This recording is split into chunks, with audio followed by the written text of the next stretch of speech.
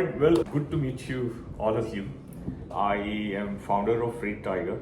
I started Freight Tiger about 5 to 6 years back, and we are building a software-enabled freight marketplace in India. Today, the focus is in India, and starting to think about a couple markets outside the country as well.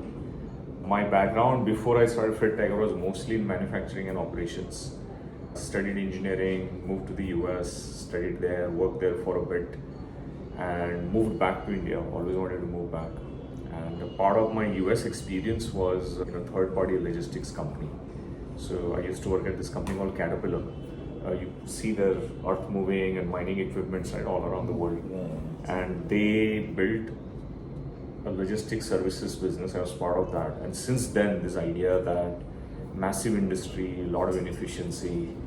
So kept thinking about it for a while, and then went to business school, worked for a bit, and in my last work experience is to travel to India quite often, and then actually moved back and started Freight Tiger. So we're about 300 people today, mostly in Bombay, Bangalore, Delhi.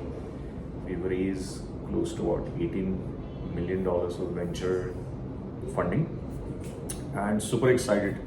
We are the largest freight platform in the country today, and you probably have read all the stuff that the Prime Minister and then the government is doing, like the GatiShakti. I don't know if you've been reading any of that, but the government is trying to reduce the cost of logistics in India quite a bit. Today they claim we are at about 14% of GDP, and advanced economies like the US and stuff would be around 7-8%. And when your logistics is expensive, naturally you and I, we all pay the price of it, right? Because it's built into the first cost of the material that we buy. If you also want to export, then you're not as competitive if the logistics cost is high. So it's fascinating that the entire country's focus now is to build the infrastructure and do everything they can to make logistics competitive for India. Fascinating time to build something in logistics.